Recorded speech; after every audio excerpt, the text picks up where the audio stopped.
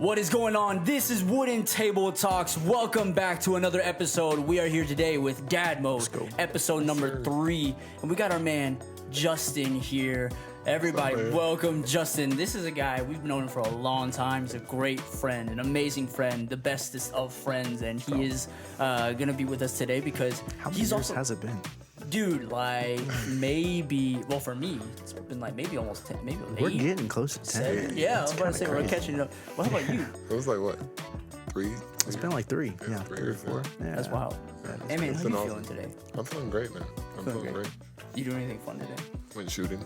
That's right. Shooting? Guns? Yeah, guns. Oh yeah, I was there with you. What are you talking about? I was there with you. We were shooting a lot of guns today. man. What did we shoot?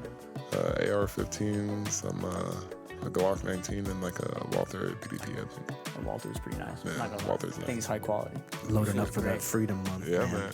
man. Yeah, July dude. July's coming up. Yeah. July's coming up. Well, hey, yeah. So today we got a lot to talk about, and I'm excited. We're excited to get into it. But first, we got new merch. Let's go. Look at these shirts we got here. They are sleek. They are soft. Justin, obviously, as every guest does, looks the best in it. He looks great. He sure looks like the bestest of dads. I'm rubber, you're glue, okay? Yeah.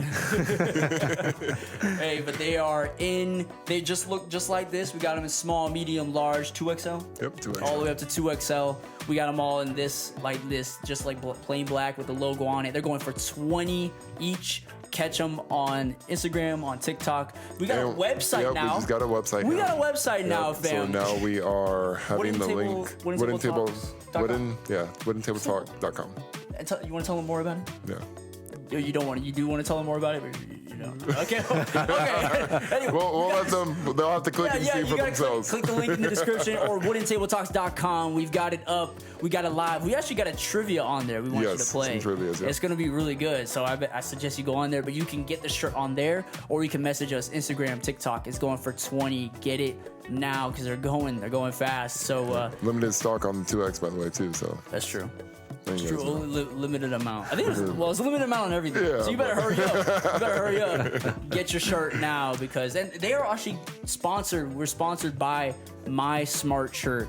Go check them out. Greatest printing company in the world. They literally will do everything. I'm gonna put their site up right now. It's run by a guy we know, we're close with, and they're amazing. They will do anything. So make sure you go check out that site if you want to get something printed. You want to get shirts, pens.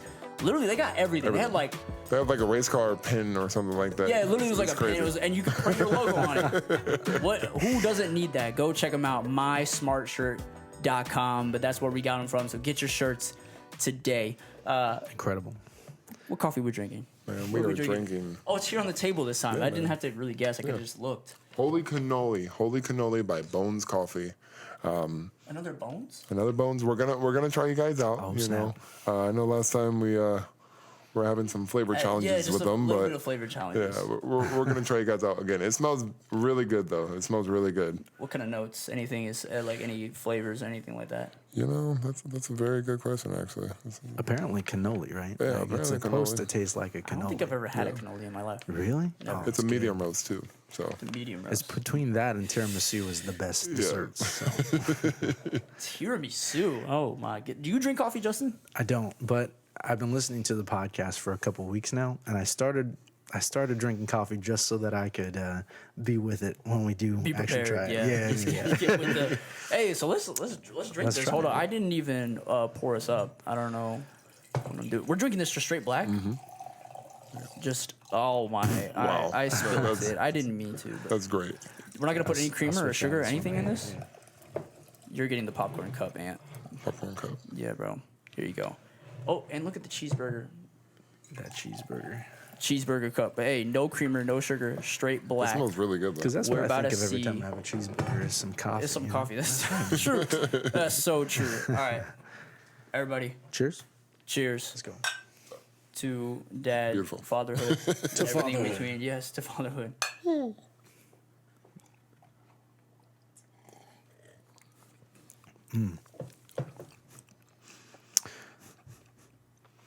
It smells really good. It smells good. You don't can like the smell taste? it like Because I all- kind of like the taste. It's all right. It's all right. Hold on. I'll be honest, I'm kind of down for those sweeter coffees. Oh yeah, Yeah. for sure. There's one. He's bitter, It's bitter, but you There's can one. but it's you but can with taste the purpose. notes though. It's bitter with purpose. Yes. Like it's on purposely trying to do that. So I'm smelling.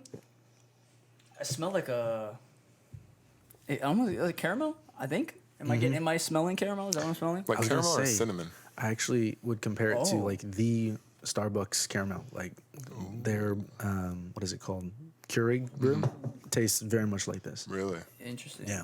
Small bat. I want to see if there's any notes. There is no notes. Questions, comments, or concerns, reach out to support@bonescoffee.com. I will be reaching out eventually. With concerns or Just with questions. This is my Bones Coffee. This is Arabica coffee. Natural and artificial flavoring. This is okay, it's strong. It's bitter. It's a bitter with purpose. I don't necessarily know that it would be my first choice of anything. It's a strong medium roast. No, it is. It is. I would say that. I would say that. We're getting closer to dark roast with this one. Yes. It's classified as a medium, but Yeah. it's closer I to think it's dark. a little bit darker than that. Yeah. That they're saying. It looks like mud, fam. This is mud. dark. This It's is dark. dark. looking at it. You It can't looks just see. like coffee to me. That's crazy. You got some of them. We get some of them and this you can see maybe a centimeter or two through. Yeah. It's Really? like that Okay. clear, but this is But it looks dark roast. It doesn't look this is medium roast. dark. So it's more than just the flavor that's changing here. Like you can actually tell the difference visually. Oh yeah, for sure. Oh, okay. For sure. It's like that. For sure. Well, even just now, so there's the taste right here. This is, I'm gonna be honest.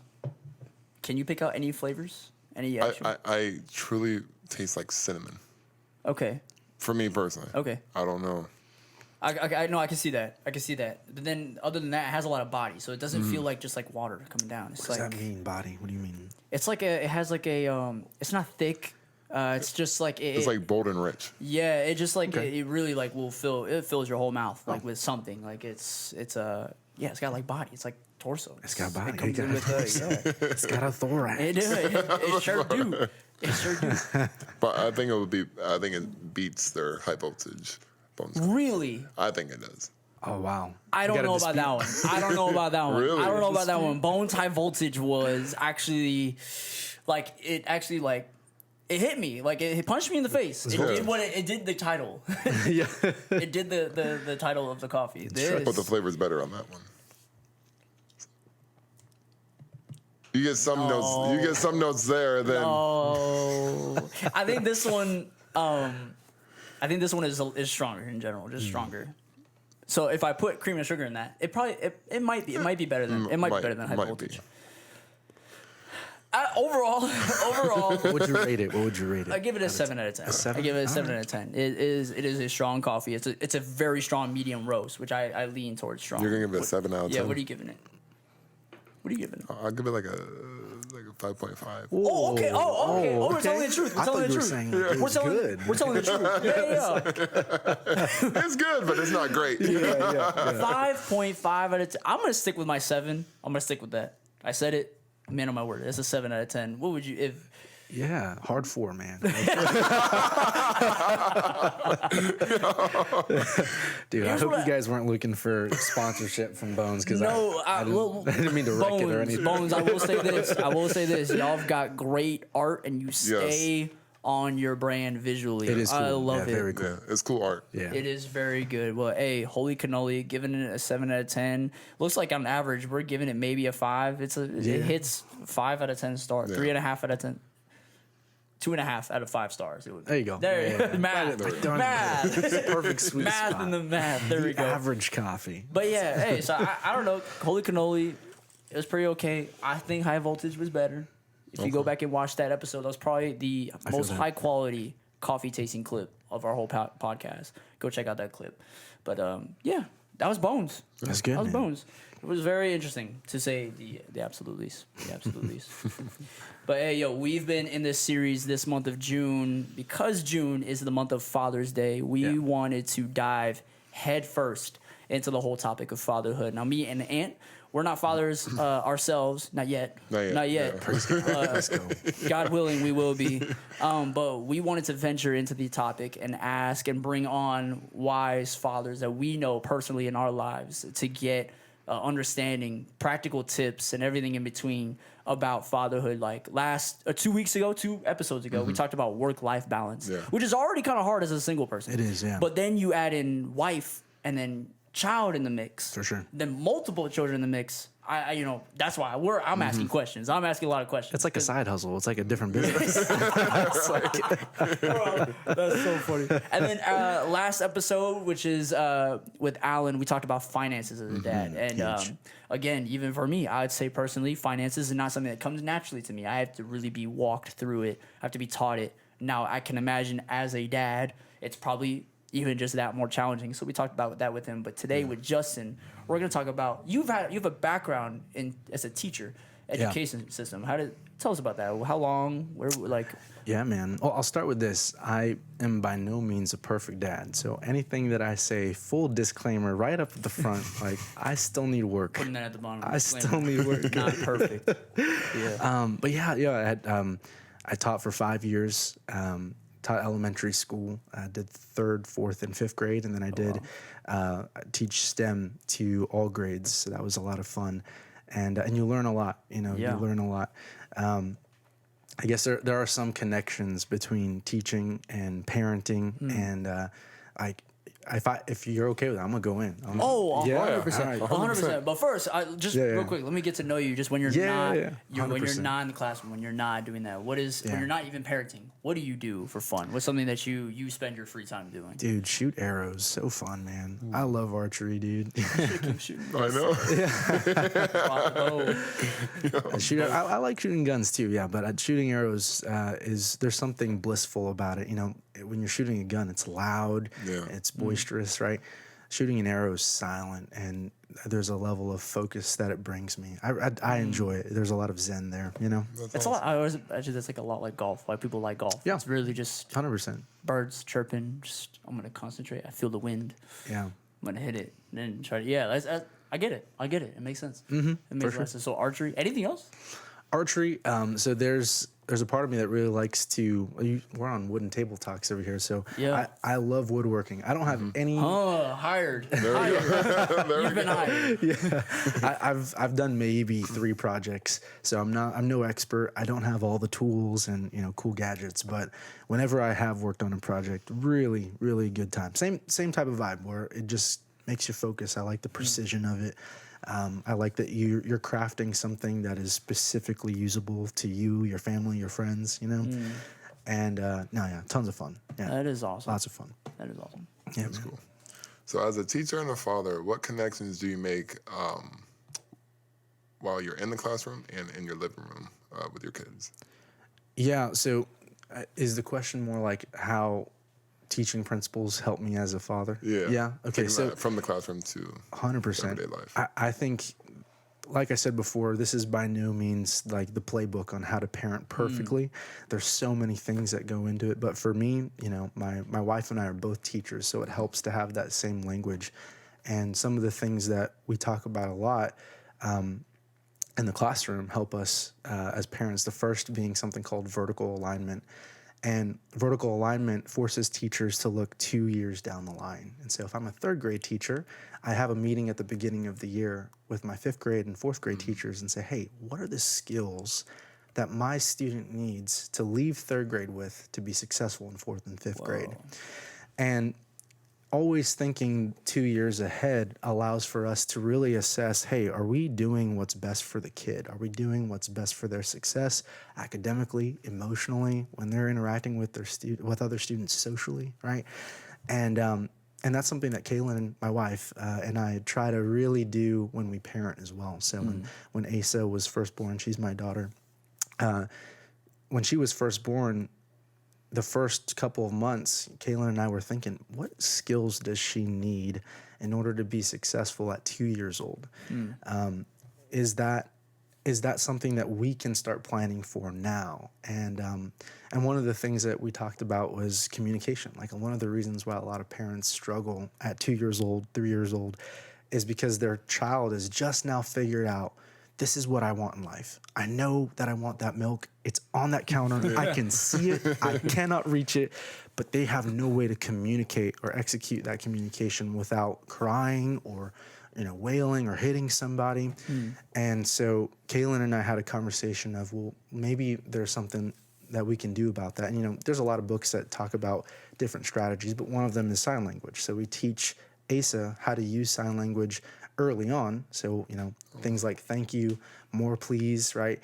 And as she develops her own desires and develops her own wants, she's able to point to things, use those physical expressions through sign language before she understands the words. And so one of the things that we talk about in teaching is modeling, right? Kids don't inherently know how they should be doing things. When we're talking about math, they don't inherently know that multiplication requires, two numbers, and then eventually you can draw that out and show them what that looks like. Yeah. You have to show them that these numbers represent something. And so with parenting, if a child is, wanting to communicate through sign language, we have to show them how to do that first.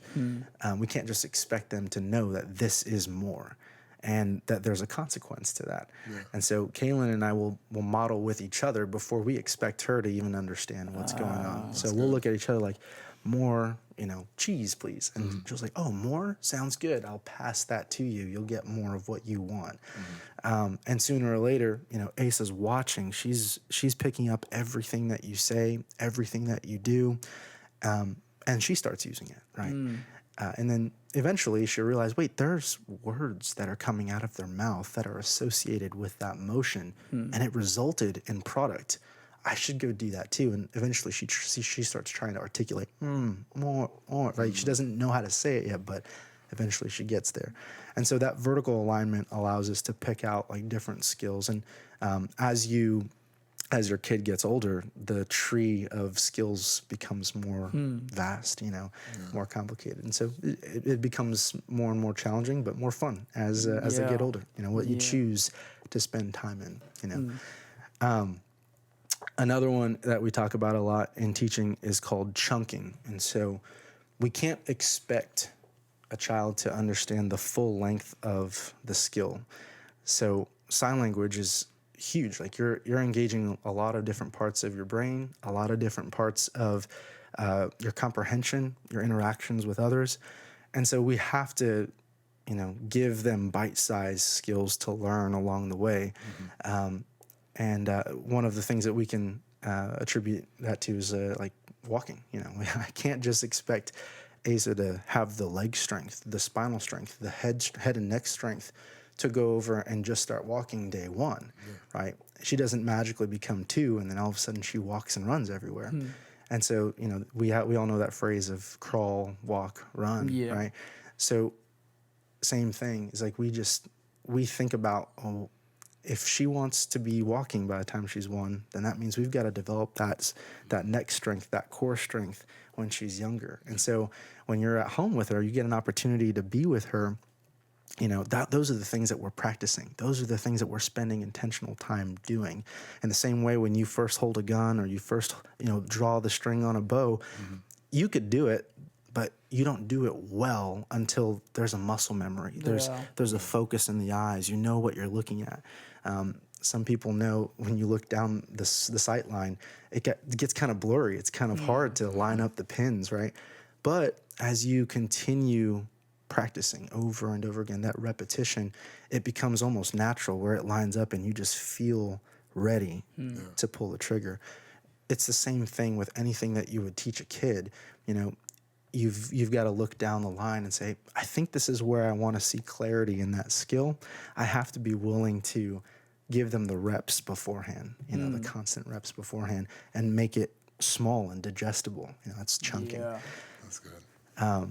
And then the last one that we talk about a lot is monitoring. And within monitoring, there's like two subsections that I would like to, just attribute God to, because I think a lot of people try to do this, and this is where they get frustrated. And the frustration is easily solvable with just Jesus. It's so good. But when we monitor, right, for example, child is learning to crawl, and all of a sudden she's starting to crawl maybe towards something dangerous, like where we're cutting with knives, or there's a frying pan out and there's oil popping over, right? If I'm not watching what my daughter's doing, she's headed straight for danger. Yeah. And I don't turn her towards something that's safer. She could get injured or hurt, right? In the same way, right, that monitoring piece is so important at any skill that I teach my daughter, whether it's talking, whether it's walking, even something as simple as cleaning, whenever Asa spills milk right now, she instantly asks for a paper towel and she says, "Clean it?" It's like, "Absolutely, you can clean it." And the first time we allowed her to do it, she took the paper towel, she put it next to the puddle, and she started wiping, but the puddle was still there. And if I wasn't monitoring, she would have been like, "I sufficiently cleaned the mess. Like I watched my dad do the motion of cleaning." I have to take the intentionality and time to come down to her level and say, "Hey, you did good there. Let's push that motion into the actual mess." So we can this is the action of cleaning. There are multiple stages of this. Yes, you get the paper towel. Yes, you've got to push it in a circular motion, but it's got to go over the actual mess. And the reason why I say Jesus is so important is that sometimes parents get the monitoring part. They're really good at monitoring. They say, "No, don't do this. Don't do that. Make sure you don't go over there. It's dangerous." And they're slowly but surely ramping up the frustration or the anger that they might feel when they're correcting their child. And 18 years of that is exhausting. Yeah. It's exhausting for anybody, right? Doing that in the classroom for 5 years, correcting kids over and over and over again, 24 kids every single day for 180 days, it's exhausting. And so to do that for 18 years is just not sustainable. And that's where I think God's grace comes in, right? We have to realize that those reps are only good when there's grace when they fail. And Jesus is the perfect example of that. He understands that we're not perfect, that we're flawed, and gives us the full grace that we need to be saved.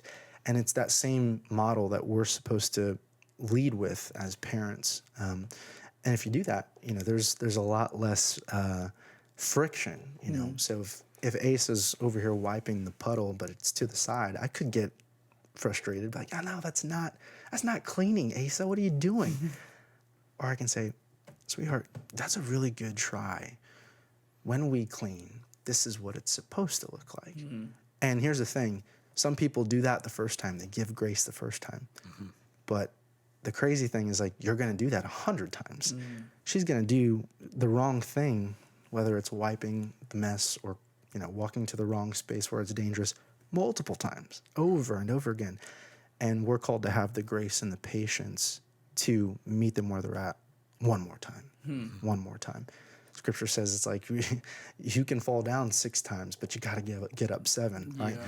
And so in this case, being able to look at the situation and realize she has no idea what this means yet, I've got to be willing to teach her over and over and over again.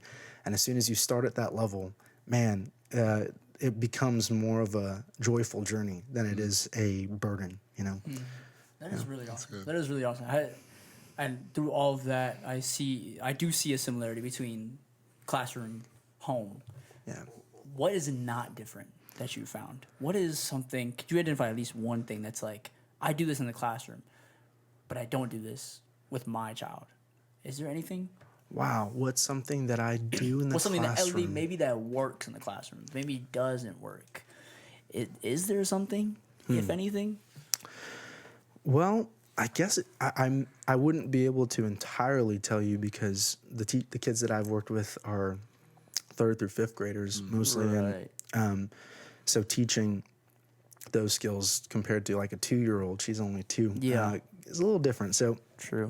I guess in that respect, it's the techniques are not as transferable, but you find themes that you can carry out in both. I have to come back to that, but maybe Yeah. it's it's something called intervention, right? So in teaching, we plan our intervention. We say, hey, this student is struggling with XYZ skill, and we're going to allot a certain amount of time per week according to their disparity in the skill, and really just hammer it home, right?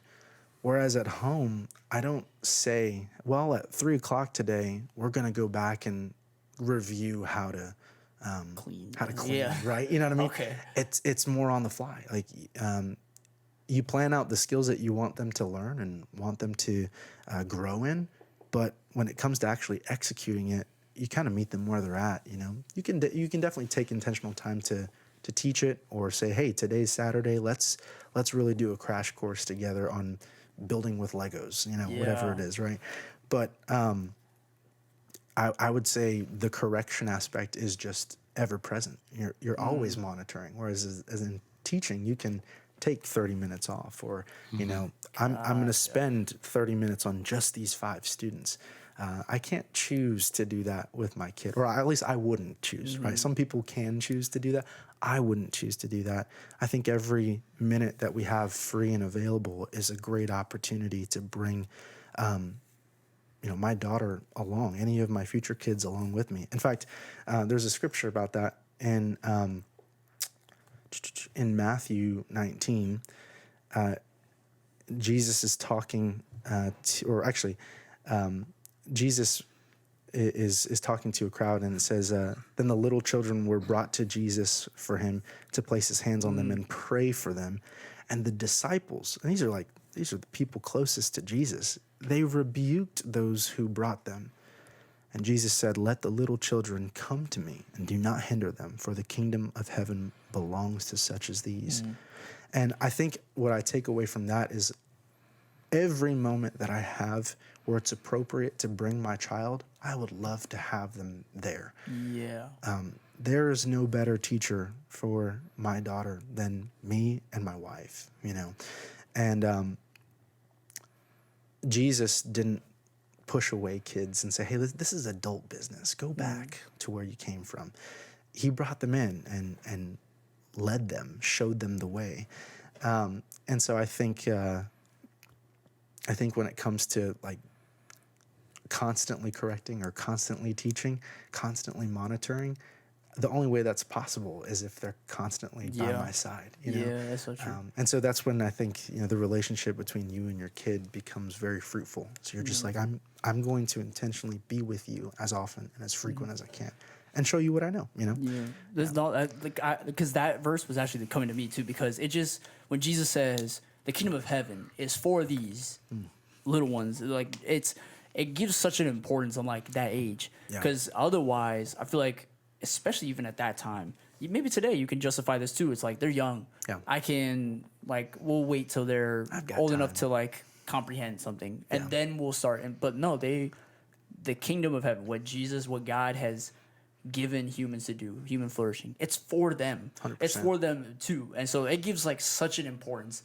It gives such an importance, like a duty on a dad, on a mom, that my kid, I have a duty now to train them. Actually, that's kind of the basis of this whole episode today, was Proverbs 22. I'm so glad I wrote it down, because Proverbs 22:6, train up a child in the way they should go. 100%. And when they are old, they will not depart from it. I gotta think about me. Like, my parents put me in a very strict, like, narrow path. And then when I got slightly older and I started like having power over like decisions, like authority, or like over my own stuff, like I started to be able to drive. I started making my own money. Started going outside that path a little bit. But I always found my way back to narrow path again, which I am so thankful for. Yeah, I'm so thankful for in my own life. Yeah, when you say that, that makes me think of it this way. It's like, we definitely want our kids to be alongside us as frequently as possible. But if they're not with us, and expect them to know a skill, that's like dropping off a kid in 5th grade after they haven't been through kindergarten through 4th grade. Right. Yeah. Like that would be so frustrating for anybody, for any of us.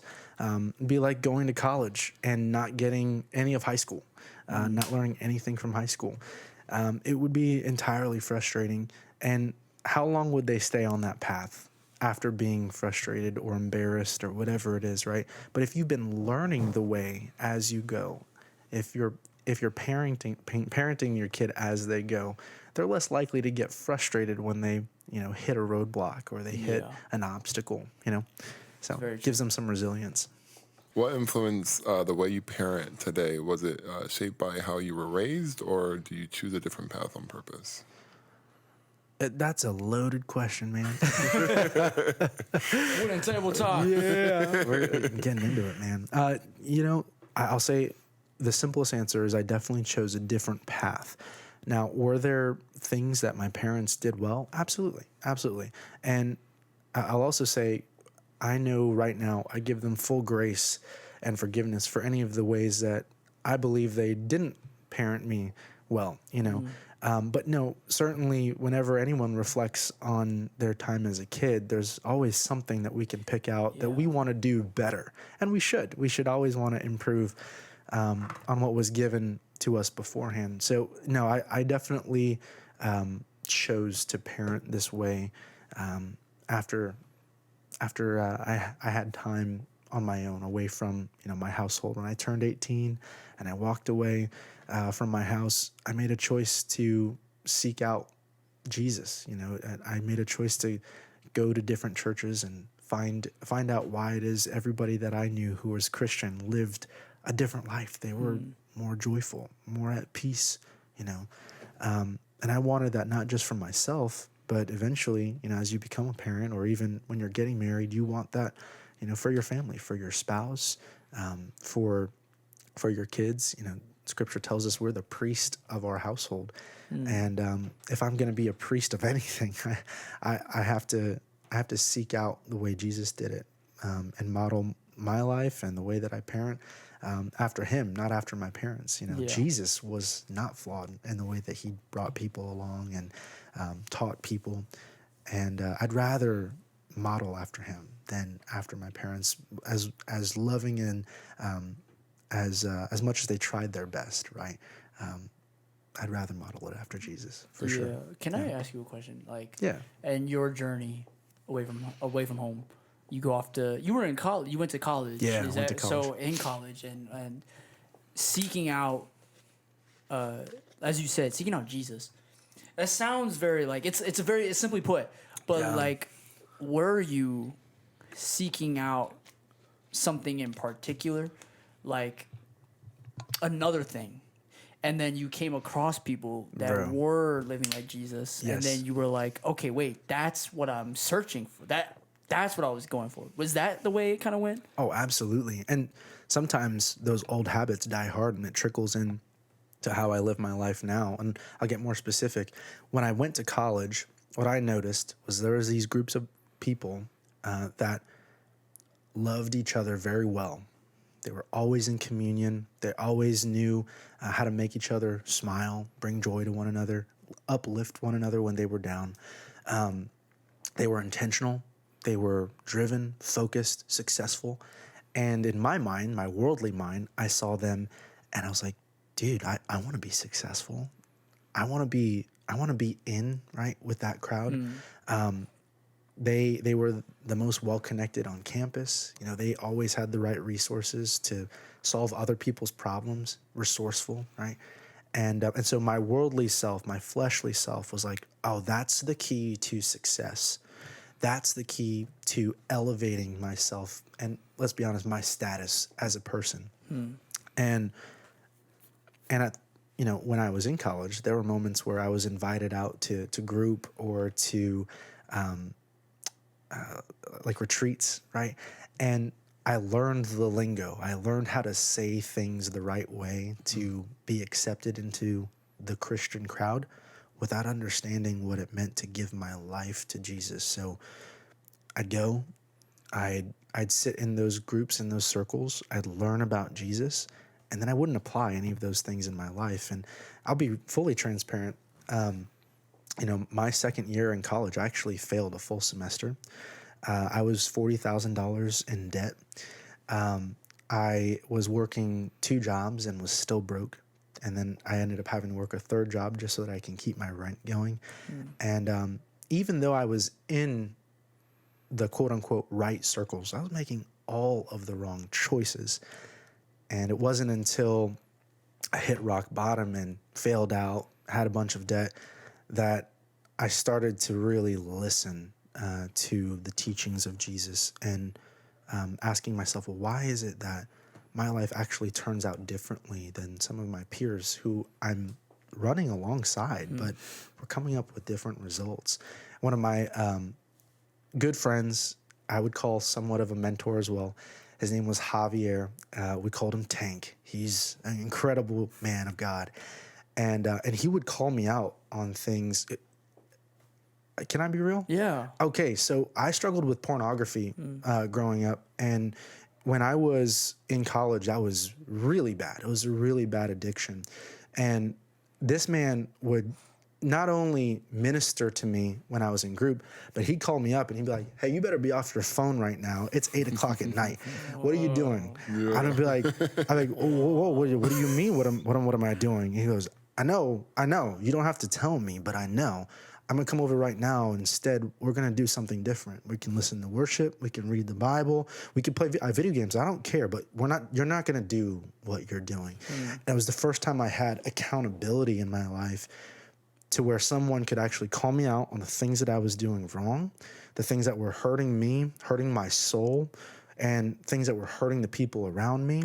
And then someone who not only called me out, but had the intentionality, the love, the grace, the mercy to come to me and say, but I'm going to show you what Jesus would have you do instead. I'm going to show you what real fellowship looks like. I'm going to show you what real friendship looks like. I'm going to actually help you along the way. And it was because of people like him, people like my best man, Tristan Castro, his brother, Joel Castro, even you, Zach, like you were in the room for some of these conversations, but like it was because of those men who spoke boldly into my life that it was no longer just a group that I went to. It wasn't just a thing that I knew how to sound good, how to speak the lingo. I could actually understand, wait, Jesus does more than just give me wisdom. He changes my whole life. Wow. He died on the cross so that all the stuff that I do behind the scenes and the dirt that existed behind the scenes can be washed away and actually rebuked and gone forever in my life. I can be cleaned from that, right? I can be renewed, reborn from that. And I think Javi, I think Tristan, Joel, any of those brothers who were with me in that fight, and I thank God every day for it, because it helps you literally like restart your life. I graduated college because of that.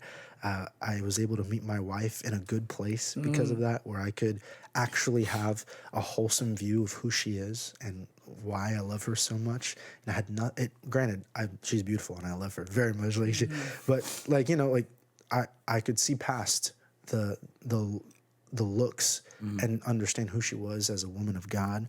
Her heart for kids, her heart to serve people in schools and in ministry. And so to answer your question, I did not start that way, for sure. I did not start that way. Do you have anything to say? If I could, really fast, let me just interject, rewind back. You talked about pornography. I just want to set the stage.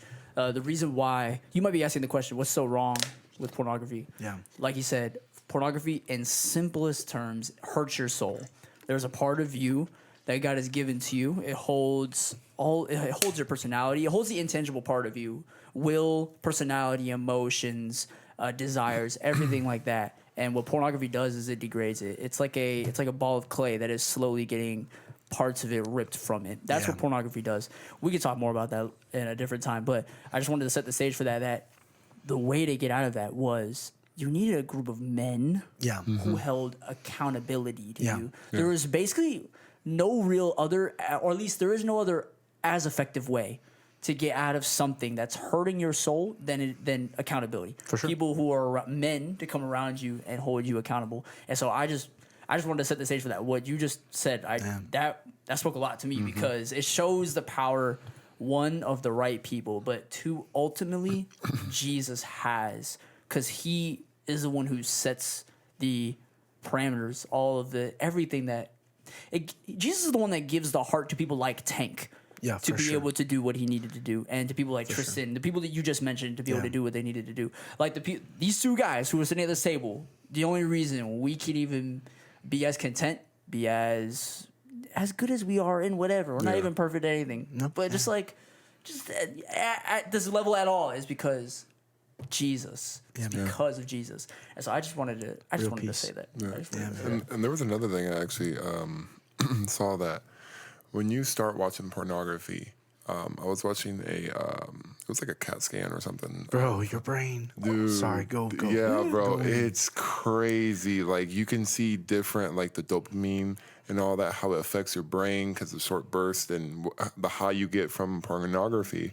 And you can see pornography-free brain, and it's wild. Yeah, deteriorates literally the gray matter in your brain. There's a so anyway, we did this series, Tank and I, called the Conqueror series. And what I love about it, and I recommend it to anybody who's struggling with Conquerors series, yeah. And they go over not just the biblical side of tackling pornography, but the biological side of it.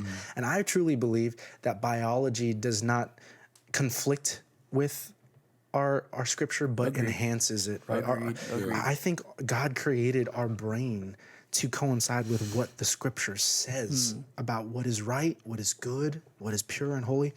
And so back to, the brain, what's so crazy about what we do on pornography with our brain is it not only deteriorates the parts of your brain that help with logic and reasoning, but it also it enlarges the limbic system. And so this limbic system is highly impulsive, right? Whenever you get a craving for food and you're just like, oh, I have this desire. I don't know why, but I want to go get Taco Bell because, man, Taco Bell quesadillas are like next level, right?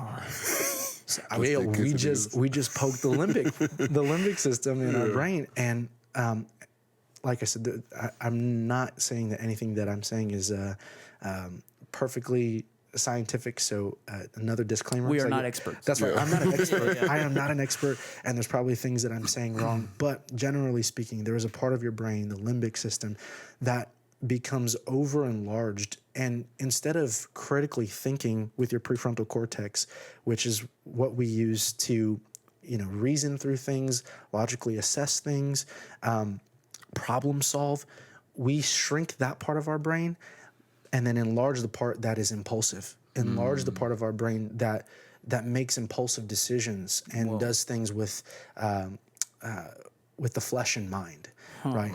And what's even cooler is this concept called neuroplasticity. And neuroplasticity, you can just break down the two words: neuro, your brain; plasticity is plastic; it can move around and bend and be moldable. Your brain, when you develop new habits and develop new ways of thinking, can actually heal itself over those damaged parts, those damaged gray matter in your brain. And the neuroplasticity reconnects those new ways of thinking again. And so if you create a good habit of thinking pure thoughts, thinking on things that are lovely and pure, if you create a habit of taking every thought captive and giving it unto the Lord, those neurons that are firing to your prefrontal cortex start to re-engage. And so it is literally, when we say that the Word of God is healing, it literally heals your body. Your brain actually gets better. And and I believe that I am evidenced of that because I'm one of the people who, when I was addicted on pornography, had a hard time talking to people, looking people in the eye. I had a hard time cognitively remembering things, coming up with facts on the spot, or reading for an extended period of time. I'd get headaches doing it, and I'd become more and more impulsive. And I believe that it's the Word of God that allowed for my brain to heal itself over and give me the patience and the diligence and the self-control to develop good habits and become more successful than I ever was when I was addicted, you know? And that applies to all addictions, by the way, not just pornography. Yeah, and I have some friends that, come up to me and talk to me about that, and like how there's, their spouse watches it with them, and they watch it together, and I'm just like, it's very interesting, to say the least. It's know, degrading. And, It degrades your visage of your wife, of your husband. Your husband, And that's a very sad thing to hear. Yeah. That is. I heard your last thing you just said. It made you more successful. Made you more be able to show more patience and grace. For sure. For sure. And we kind of went on a side thing. We're talking about fatherhood. No, I thought that was really good. I don't think that was. I don't regret talking about that at all. But a last little thing about as far as being a dad. Yeah. If a young dad out there, maybe he just became a dad. Maybe he just unexpectedly became a dad, or maybe he's just young and he's something he's not really confident in himself in. Yeah. Maybe he didn't grow up with a dad. Maybe he didn't have any of those things. What would you say are ways he can start to begin training up his child in the way he should go in a healthy, a good way? That's huge. First, start with grace. Remind yourself that every father, whether they were planning on being a father or it was an accident, every father has spent the first 9 months before their child came into existence thinking to themselves, how do I do this? I'm not ready. It's not a class that we're required to take in order to become a dad. One of my favorite quotes from my name's Justin, and my name comes from a movie called Parenthood. There's this little kid named Justin. He's like a 3-year-old, and one of my favorite pictures of him is he runs around with a bucket on his head and slams into the oven, and he looks up and goes, whoa, that was crazy, and he puts the bucket back on and starts running again. Apparently I was named after that kid. So, that gives you any idea. But so what I'll say is this is like, in that movie, Keanu Reeves has a quote, and he goes, man, it's so crazy. You need a license to drive a boat. You need a license to drive a car, but any old idiot can become a father. And I think while that highlights that there's a lot of fathers who drop the ball, I think it should actually give us hope, because anybody who's feeling scared or incapacitated, or maybe they're just apprehensive about the experience, I think it should give them courage. It's like, man, every other father in all of history felt the same thing. And the best thing that I can do is accept that and move forward with grace. Just understand I'm going to make mistakes. We're not going to be perfect, but we get back up again and we keep trying. Yeah. And then the other one, I would say I'd turn to Scripture for. There's a lot of scriptures that we can turn to about fatherhood, but this one is particularly interesting to me because the verses before it address the child and the mother and father. But directly afterwards, it's just the fathers that it addresses. And this is how it goes. This is Ephesians 6:1-4. Ephesians 6:1 says, children, obey your parents in the Lord, for this is right. That's good. Honor your father and mother, that it may go well with you and that you may have a long life on the earth. That's a bold promise. That's good. And it addresses both the father and the mother. And this is where it's interesting, because this one does not say, fathers and mothers, this is what you should do. It says fathers, full stop. Ephesians 6:4 says, fathers, do not provoke your children to wrath.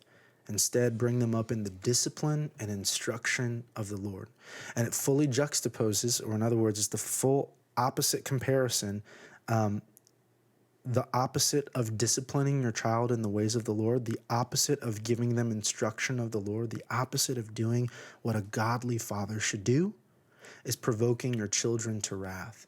And it's so important that we take that seriously, because fathers are prone when we are frustrated, when we do fail, when we don't know the answers, to engage the situation with our wrath. And, in James, it tells us to be quick to listen and slow to anger. And I think that applies to every father who is new, because it's a season where you're dealing with a brand new human who doesn't know how to communicate with you, who doesn't know what they want, why they want it. And they're looking to you to model what is right, what is wrong. Yeah. And if we provoke our children to wrath, it clouds their judgment, it clouds what they see as right as wrong, and it prevents them from feeling grace and forgiveness and the love that we should be giving them, portraying to them as priests of our household.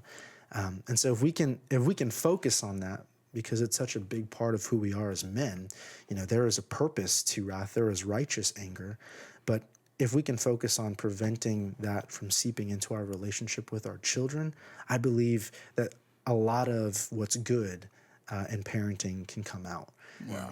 When we push aside wrath, there's opportunities for peace. When we push aside wrath, there's opportunities for patience.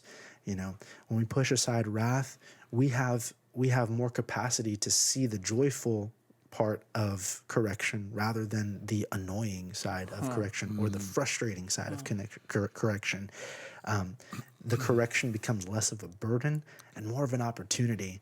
Yeah. Fathers, do not provoke your children to wrath. Instead, bring them up in the discipline and instruction of the Lord. I'm, again, me and Aunt, not fathers ourselves, so I don't know that feeling per se. The feeling of just, what am I going to do? I don't know what to do. I'm about to become a dad or whatever. This is bigger than me, bro. I don't know that feeling, but I guess what you're saying is that's normal. It's okay to feel that way. 100%. That's encouraging to me. Yeah. I'll say that. No, seriously.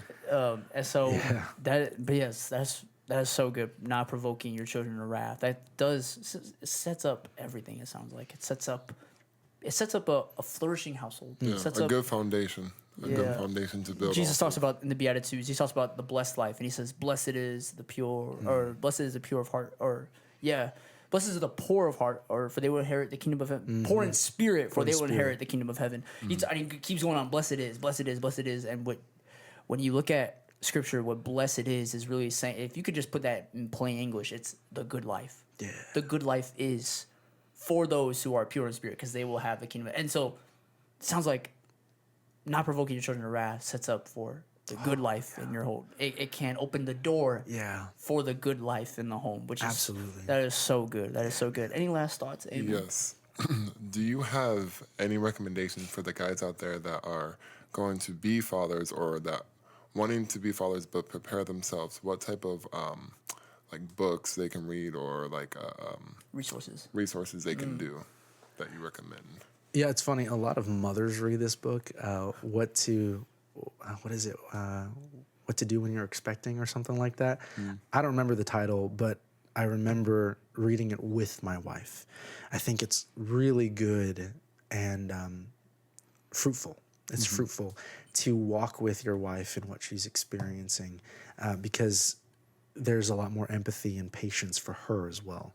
I think a lot of people forget. They start, honing in on what we should do individually. Yeah. And then there's frustration when, hey, listen, this is the language that I've created in my mind that is good for parenting. How come it's in conflict with what my wife is doing or what my wife is saying? And I think if we can attack it in unity, then there's less opportunity for us to fray at the ends. That's really good. You're using the same words, the same language. You start to pray about it in the same ways. I think that there's goodness from that for sure. Thinking about books, I don't remember reading any other book except for that one. What to expect when expecting? When expecting, we'll find it. We'll put it down. That's good. Yeah, 100%. And that takes you all the way from the moment you find out that you're going to be a father. So, before your child's even here. And then there's a second book about when your baby's here. And that's really nice because when we talked earlier about setting the stage 2 years in advance, you can kind of read ahead and say, oh, these are the stages in which they're going to go through. Maybe there's something that I can do to help them get there. I think the other thing too is try not to, when it comes to grace, try not to look at those steps and be like, well, how come my child's not there yet? It's like that. It's okay. Your child, like whenever we go to school, we don't all just get it at the same time. Yeah.